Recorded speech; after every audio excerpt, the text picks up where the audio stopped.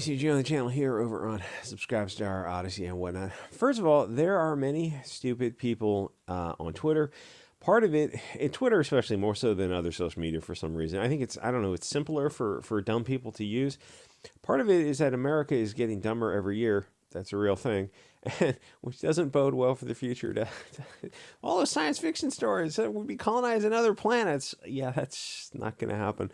Part of it is that these people never get any feedback online because in the old days, old Twitter, you would just get kicked off. They would make a statement, it would be asinine, and then you go in there with facts, and all of a sudden your facts would be hate speech, but their asinine statement wasn't. And it's like when you look at who was modding Twitter, you understood. So the thing is, people were in they were in this echo chamber, and they were just getting dumber and dumber. They never got any feedback. They never got an outside perspective on what was going on. So I have a few questions for these idiots that are upset over CGI characters who are presumably somewhere in the Stone Age culture. They've got animal skin, something like this, animal skin, bows and arrows, and this culture had domesticated animals. Of course, not everyone had on Earth anyway. CGI characters, I think created by James Cameron, who I guess is probably of European origin. I'm not really sure about his background. But and they're upset about like this fictional CGI world that James Cameron, you could always just write your own story and maybe it would catch on. But these dummies online are upset that the voices of some of the characters are either European or maybe just too fair in some regard. Because presumably they think that Europeans never. I mean, like, okay, so if it's based on a vaguely South African, I mean, I'll get to that in a second, but it's like, so would you not want, like in their mind, it's okay for them to have an African play a South African character because they have an oppression hierarchy in their mind, according to the Frankfurt School. But it's like it's all imaginary. It's all none of it is real. It's just cultural Marxism.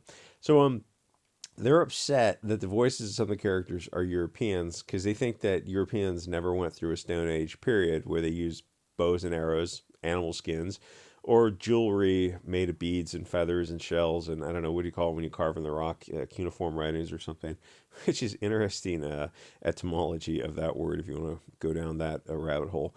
Yeah, just puns all over the place. I guess they think that Europeans somehow bypassed the Stone Age part of culture. What is the color of the sky in their world? Do they think the Europeans sprang from the heavens fully formed? I think there is an African theory about something like Europeans were made according to space aliens or something. It's just, a lot of it is just, like you look at these people and you realize it's just like you kind of tilt your head and you go, like there's no dealing with these people. These people are on a different plane of existence. Like they're just not, you're just not going to connect with. It's like the Dunning-Kruger effect, just writ large. So, do they think that Europeans never used beads, bones, and shells for jewelry, for units of exchange, for toys, for like? Have they never cracked a book? Do they not realize that Europeans were indigenous Indians, or at least the equivalent? I saw this meltdown. This happened a couple of years ago over braided hair and dreadlocks. They think the Europeans didn't also do those things. The Europeans also went through that phase. It's bizarre talking to these people because, like, you realize you're talking to people who are legitimately to the left of the bell curve, which isn't unusual. It's just that throughout most of human society, slow people were corrected. It's only when they get on social media that it's this kind of soft bigotry or lowered expectations where they're never allowed to be corrected. It's it's bizarre that these Twitter kids are so slow they never stop to consider that Europeans also went through that stage of evolution. So Cameron went to South America to study their culture to help inspire the first movie because the still living South Americans are living as the Europeans were thousands of years ago. So yes, it's influenced by South Americans, but it was a similar culture as the Europeans because every culture used bows and arrows, beads, feathers, shells, bones, spears, and animal skins. It's the Stone Age period. I mean, there's the stages of evolution to go from the wooden stick to the fire hardened to the spear to the fire hardened spear. I mean, somewhere you have to discover fire in there. To the concept of the bow, and then you can use the bow as a fire starter also, and then from there it's like jewelry and toys help further technology also, because a lot of these things, like little, somebody is napping flint or something, or making something that has some use, but they're also making totems and toys for funeral rituals and toys. It's like, yeah, and when you see these things, like these kids on Twitter, they seem to think that that wasn't also a part of the European experience. Like, it's just bizarre when you talk to these people, and it's like they never stop to consider it ever. It because I mean, a lot of them, like, they're legitimately, there's a lot of dumb people online. Anyway, so all humans also painted their faces. I don't know, use shells and dyes and stuff. Yeah, Europeans were famous for that. It blows my mind that people seem to think Europeans skipped that stage of evolution. It's just that the Europeans advanced out of that stage thousands of years ago. Some groups never even domesticated animals or had advanced architecture. Europeans or a written language. Europeans were better Stone Age people than other Stone Age people were. It's just that they didn't stay there. Other groups did. One of the theories is winter helped the Europeans because they had to work together peacefully, mostly without killing each other, and they had to plan ahead for winter. And it takes, it turns out that planning ahead obviously is slowly going to build bigger brains over time, and people who work together, can form these European cooperatives, can are more better to survive harsh winters working together. The other thing that makes me laugh is and then they're fighting, like, constantly fighting other tribes, which is actually a good thing because it helps develop, like, the fastest development. Mother necessity, the mother of invention. The fastest development is going to be in wartime, when you have to develop and think faster and think of the future and plan carefully. So it's like, yes, the Europeans worked together intertribal, but then they just relentlessly slaughtered each other when they had to, which was a good thing. Yeah, and even to say that, it's like people hear that and they don't understand. It's like, you're looking not tactically, you're looking strategically, or what's even a bigger scale than that.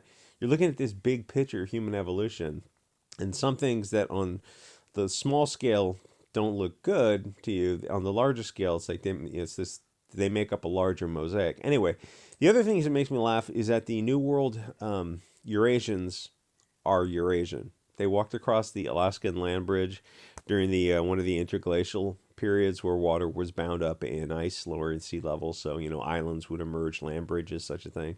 So the New World Indians are Eurasians. Most of the groups that came from Southeast Asia, but I think a quarter of the DNA is coming from Western Europe. They didn't advance as fast because they were so busy traveling. They didn't have time to stay in one place and develop technology. And, people develop the technology they want to develop. And the thing is, if you're spread out across an empty new world, you're not going to be fighting each other for resources, because resources are abundant. So, like, they might, if the old world didn't come across on, like, the reason the old worlds had sailboats and could explore the oceans, or even the Vikings, they thought they're using longboats, is because they're packed into Europe, and technology was developing orders of magnitude faster than it was in the New World. The New World probably would not have developed. It might have taken 1,000,000 years to reach the old world's level of technology. So, I mean, it's kind of an interesting juxtaposition between, like, the old world people are coming across on longboats and sailboats, and the New World is just like hundreds of thousands of years less technologically advanced, because they're not competing for resources, because all they have to do is spread out across North America, and then Mexico, Central and South America, and there's plenty of new land. Anyway, so for some reason it's not politically correct to correct stupid people and explain why they have a misunderstanding about the situation. That's kind of the soft bigotry for them, and that's the thing is the matrix that fosters this solution is coming from social media. And up until Elon bought Twitter, social media was it was not treating people equally. Some people were very much more equal than others. All animals are equal, but some animals are more equal. So they're allowed to get in these echo chambers. And I still see stuff on Twitter. Like, you got these people who have these insane theories about things. And you go into like, literally spout objective reality and like go to sources and facts, and they get offended. Like, you're way off base in your belief system. But Twitter is changing a little bit. Anyway, Avatar. Oh, Shit, do I want to go into the comment section? Anyway, the mainstream media has pushed this one narrative that like only one group of people, only Europeans are bad, and you look back in history like, but that's, you know, that's not true, and the mainstream media that's pushing it knows it's not true. Like humans have always fought the tribe next door, like literally the history of Africa. That's endless fighting. One group would colonize another group.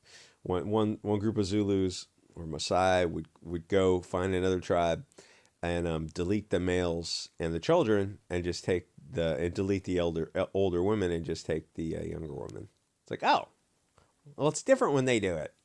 No, you just don't know about it because you haven't read any of the history of Africa, which I got into through the fiction, and then I got into beyond the fiction. It's an interesting history, but I mean, it's like, so that's the history of everyone everywhere. Oh yeah, but only the Europeans are bad. It's like, well, who's controlling that narrative? And people, very bad people are controlling that narrative. Anyway, like, comment, subscribe. I'll see you guys on the next episode.